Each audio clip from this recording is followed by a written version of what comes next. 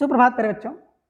आज हम कक्षा 8 की दूसरी पुस्तक भारतीय खोज की इकाई 4 युगों का दौर भाग 3 में संस्कृत भाषा की जीवंतता और अस्थायित्व का आदर्श वाचन करेंगे।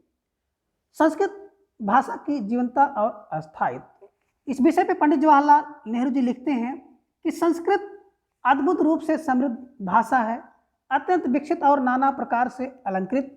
इसके बावजूद वह नियत और व्याकरण के उस ढांचे में सख्ती से जकड़ी है जिसका निर्माण 2600 वर्ष पहले पाणिनि ने किया था।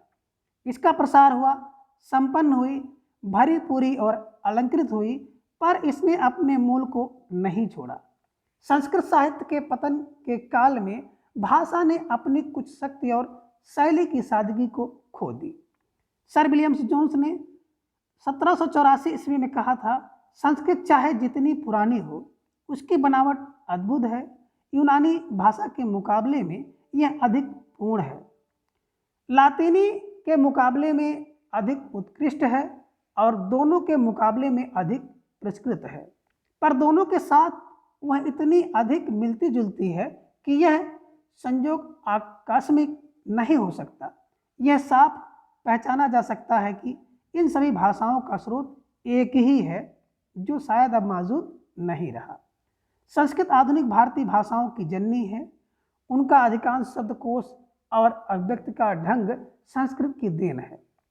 संस्कृत काव्य और दर्शन के बहुत से सार्थक और महत्वपूर्ण शब्द जिनका विदेशी भाषाओं में अनुवाद नहीं किया जा सकता, आज भी हमारे लोक प्रचलित भाषाओं में जीवित हैं। अब आगे देखें, दक्षिण पूर्व एशिया में भारतीय उपनिवेश और संस्कृत। रविन्द्रनाथ ठाकुर ने लिखा था, मेरे देश को जानने के लिए उस युग की यात्रा करनी होगी जब भारत ने अपनी आत्मा को पहचान कर अपनी भौतिक सीमाओं का अतिक्रमण किया। हमें केवल बीते हुए समय में जाने की जरूरत नहीं, बल्कि तन से नहीं तो मन से एशिया के विभिन्न देशों की यात्रा करने की जरूरत है, जहां भारत ने अनेक रूपों में अपना विस्तार किया था। पिछली चौथाई सदी के दौरान दक्षिण पूर्वी एशिया के इस दूर तक फैले क्षेत्र के इतिहास पर बहुत प्रकाश डाला गया है। इसे कभी कभी बृहत्तर भारत कहा गया है, लेकिन अब भी बहुत सी कड़ियाँ नहीं मिलती। बहुत से अंतर विरोध भी हैं, किंतु सामान्य रूप से सामग्री की कोई सीमा नहीं है। भारतीय पुस्तकों के हवाले मिलते हैं, अरब यात्रियों के लिखे हुए वृत्तांत हैं, और इन सबसे अधिक महत्वपूर्ण हैं चीन से प्राप्त ऐतिहासिक विवरण।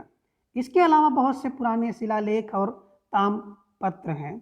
जावा और बाली में भारतीय स्रोतों पर आधारित समृद्ध साहित्य हैं, जिसमें अक्सर भारतीय महाकाव्यों और पुराकथाओं का भाषा अनुवाद किया गया है। यूनानी और लातीनी स्रोत से भी कुछ सूचनाएं मिली हैं, लेकिन सबसे बढ़कर प्राचीन इमारतों के विशाल खंडहर हैं, विशेषकर अंगकौर और बुदुबुदूर में। ईसा की पहली शताब्दी से लगभग 900 ईस्वी तक उपनिवेशीकरण की 4 प्रमुख लहरें दिखाई पड़ती हैं। इनके बीच बीच में पूरब की ओर जाने वाले लोगों का सिलसिला अवश्य रहा होगा। इन साहित्यिक अभियानों की सबसे विशिष्ट बात यह थी कि इनका आयोजन स्पष्टतः राज द्वारा किया जाता था। दूर दूर तक फैले इन उपनिवेशों की शुरुआत लगभग एक साथ होती थी और ये उपनिवेश युद्ध की दृष्टि महत्वपूर्ण स्थानों पर और महत्वपूर्ण मार्गों पर कायम किए जाते थे।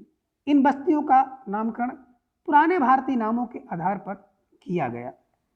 इस तरह जिसे आप कंबोडिया कहते हैं, वह उस समय कंबोज कहलाया। जावा स्पष्ट रूप से यव द्वीप या जव का टापू है। यह आज भी एक अन्य विशेष का नाम है। प्राचीन पुस्तकों में आए हुए नामों का संबंध भी प्रायः खनिज, धातु या किसी उद्योग या खेती की पैदावार से होता है। इस नामकरण से खुद ब खुद ध्यान व्यापार की ओर जाता है। यह व्यापार ईसा पूर्व 3री और 2री शताब्दियों में धीरे धीरे बढ़ गया।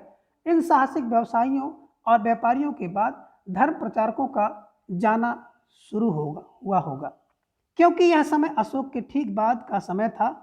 संस्कृत की प्राचीन कथाओं से और यूनानी और अरबी दोनों में प्राप्त वृत्तांतों से पता लगता है कि भारत और सुदूर पूर्व के देशों के बीच कम से कम ईसा की पहली शताब्दी में नियमित समुद्री व्यापार होता था।